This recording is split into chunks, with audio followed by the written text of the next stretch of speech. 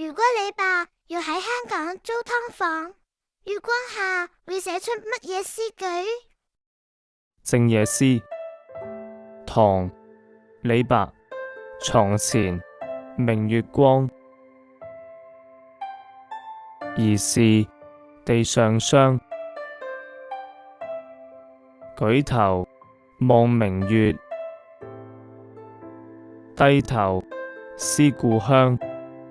余亦皎潔月光灑落窗前，仿若地面凝成一片秋霜。抬頭凝望夜幕中的明月，不知不覺低下頭，不禁想起遠方的家鄉。低頭思故鄉，就像新移民學生阿明放學後喺深水埗唐樓望住維港月光，想起潮州婆婆嘅感覺。留言話我知，如果你係李白，會點樣描寫香港嘅夜晚？